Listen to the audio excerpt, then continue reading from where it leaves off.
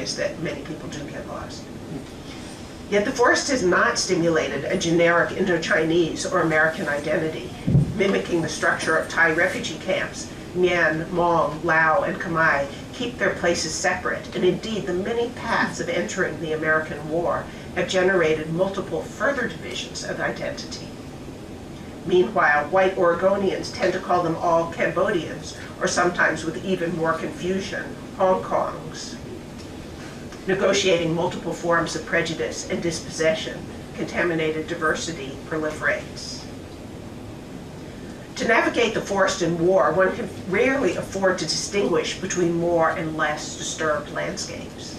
Southeast Asian matsutake pickers are as likely to use discarded cigarette packets and tonic bottles as navigational markers as they are to set their sights on distinctive snags. Most cannot read maps and do not consult them to decide where to go to pick mushrooms. This frustrates the U.S. Forest Service, which wants desperately to train pickers to respect official access and management categories, distinguishing multiple use lands from private enclosures on the one hand and wildland reserves on the other. These categories are supposed not just to serve property owners, but also to conserve the life of the forest. Yet the conservation status of the landscape has been hopelessly confused by a 100-year history of logging and fire suppression. Contamination energizes this forest biological as well as cultural heterogeneity. Oregon's forest played a key role in the U.S. Forest Service early 20th century formation, during which foresters worked to find kinds of conservation that logging barons would support. Fire suppression was the biggest result. Loggers and foresters could agree upon it. Meanwhile, loggers were eager to take out the great ponderosa pines that so impressed white pioneers on the eastern slope of the Cascades. The great ponderosa stands were logged out by the 1980s. It turned out that they could not reproduce without the periodic fires the Forest Service had stopped. But firs and spindly lodgepole pines were flourishing with fire exclusion. At least if flourishing means spreading in ever denser and more flammable thickets of live, dead, and dying trees.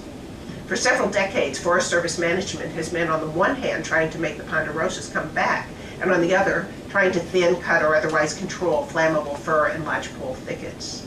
Ponderosa, fir, and lodgepole, each finding life through human disturbance, are now creatures of contaminated diversity. Surprisingly, in this ruined industrial landscape, new value emerged in unexpected abundance: matsutake. Matsutake fruit especially well under mature lodgepole, and mature lodgepole exists in such prodigious numbers in the eastern Cascades because of fire exclusion. With the logging of ponderosa pines and fire exclusion, lodgepoles have spread, and despite their flammability, fire exclusion allows them a long maturity. Matsutake flourish only after about 40 to 50 years, a period made possible by excluding fire. The abundance of matsutake is a recent historical creation, contaminated diversity. As species distribution change, species lines also refuse to stay put. Thus, Oregon's firs have confused their species identifications, in part because of logging and fire suppression. It seems that once, fir populations were more isolated from each other by the dominance of fire-loving species, such as ponderosa pines. Logging the ponderosas without fire allowed firs to spread out and meet each other, colonizing new areas and creating a range of hybrid forms that no one knows quite how to classify. For example, Abies grandis, Abies concolor complex. The new firs confound species distinctions and confirm the reign of contaminated diversity. I hope at this point you're saying to yourself, this is hardly news. I can think of plenty of similar examples from the people and landscape around me. I agree, contaminated diversity is everywhere. If such stories are so widespread and so well known, the question becomes, why don't we use these stories in how we know the world? One reason is that contaminated diversity is complicated, often ugly, and humbling. It seems so much easier to talk about endangered species and cultures as innocent victims of human progress. Contaminated diversity implicates survivors in histories of greed, violence, and environmental destruction. The tangled landscape grown up from corporate logging reminds us of the irreplaceable, graceful giants that came before. The survivors of war remind us of the bodies they climbed over or shot to get to us. We don't know whether to love or hate these survivors. Simple moral judgments don't come to hand. Worse yet, contaminated diversity is recalcitrant to the kind of summing up that's become the hallmark of modern knowledge. Contaminated diversity is not only particular and historical, ever-changing, but also relational. It has no self-contained units. Its units are indeterminate encounters. Without self-contained units, it's impossible to compute costs and benefits or functionality to any one involved. No self-contained individuals or kinds assure their self-interest, oblivious to the encounter. Without algorithms based on self-containment, scholars and policymakers might actually have to learn something about the cultural and natural histories at stake.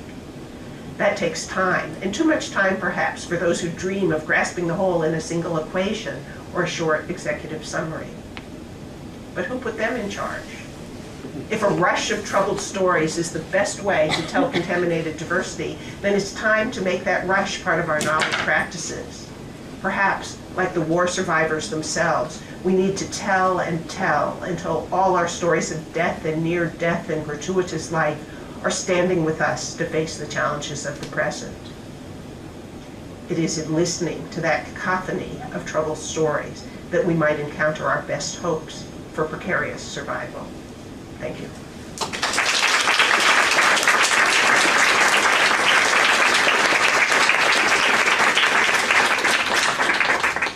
Can we take questions? Would you like to do it?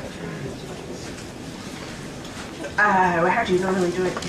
Both ways, whatever the speaker prefers. So if you're comfortable pointing. Sure, and I'll saying point you. people. Questions?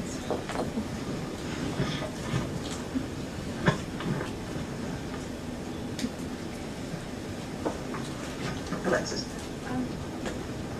Thank you so much.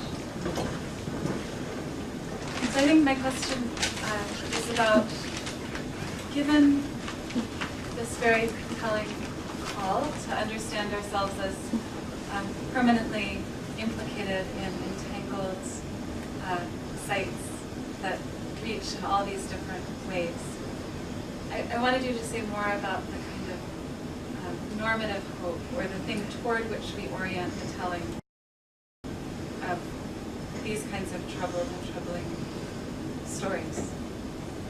What's the best we can hope for? Is that what you're saying? Yeah, it seems, so I agree that we all aim for survival, and we worry, right?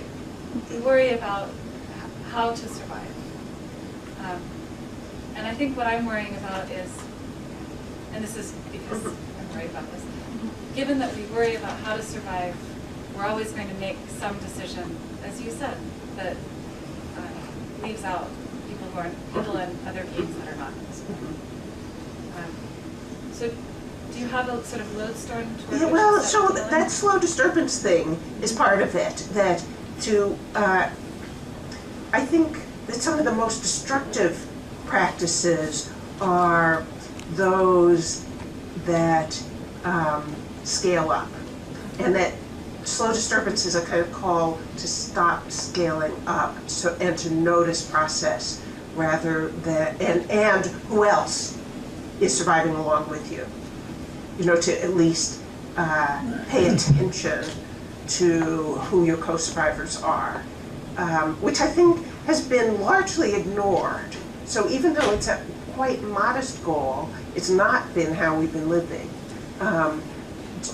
Just to take notice of what there's around us, and particularly our need for company in the process of survival. That the very idea that survival just involves me is part of the problem, and so a kind of noticing of the collaborative relations involved in survival seems to me at least a beginning place, a process in which one could be thinking of others at the same time as holding on to one's own chances for life.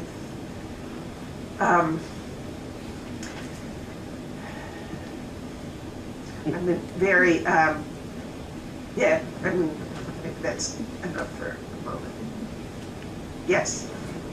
I'm hearing lots of parallels with sort of post cosmopolitics, Isabel Stenger's, and you know, sort of like her thinking around capitalist sorcery, and I'm wondering, I mean, whether you kind of may sort of, what you're really talking about is where, well, you know, what you're really talking about is this sort of an extension of thinking through shareholders as opposed to stakeholders, so that our homo economicus, our, you know, the capitalist sort of system of putting interested actors into stakes and staked shares, and with IP very clearly staked out, property rights all carefully staked out.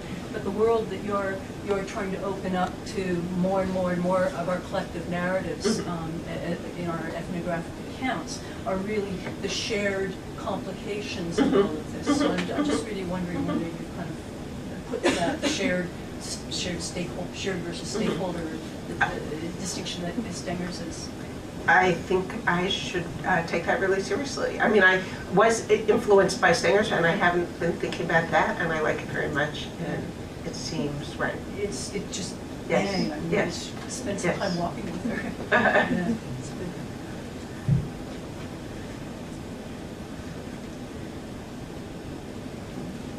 And you're free to ask either big questions or small ones.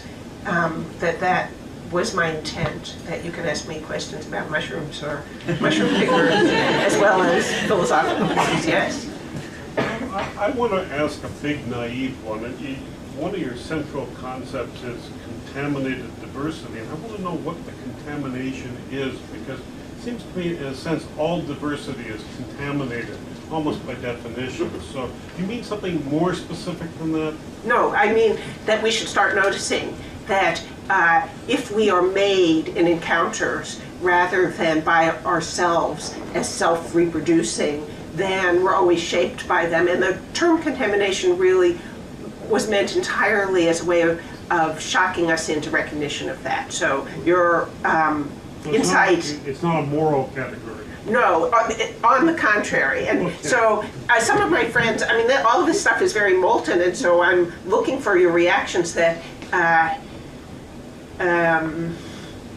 some of my friends want me to use a less harsh category, but on the other hand, the problem with that is that it doesn't shock anybody. So you're caught between a rock and a hard place of trying to push, which is what I was trying to do with contamination. In fact, you sort of saw some in-process stuff where I was trying, for one little while I was working on this, I came up with this idea of as-is diversity, which actually means the same thing. I don't mean any difference, but I put that in first. I thought, oh, I'll get rid of contaminated diversity and change everything to as-is, and then a different friend of mine says, well, as-is sounds very static, and contaminated sounds like you're in motion, so you're seeing me not quite deciding yet what the vocabulary I ought to be using is. Thank you. Okay. Yeah.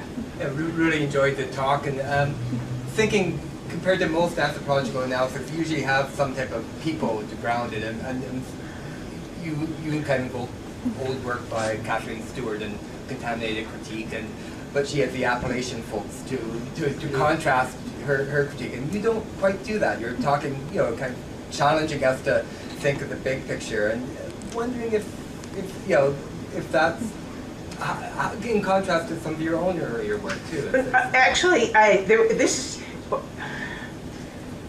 what I decided to do in the talk, was kind of introduce the project. But actually, the project is full of actual people in actual places that you didn't get to hear about.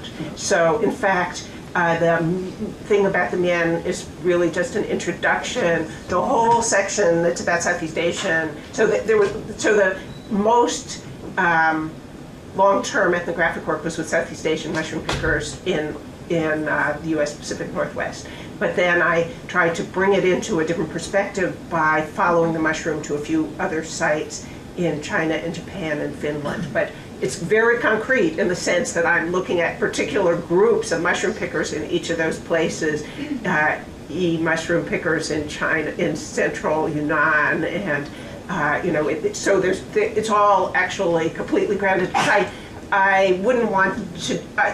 one of the great things about the project for me was the thrill of doing real field work. So I'm a complete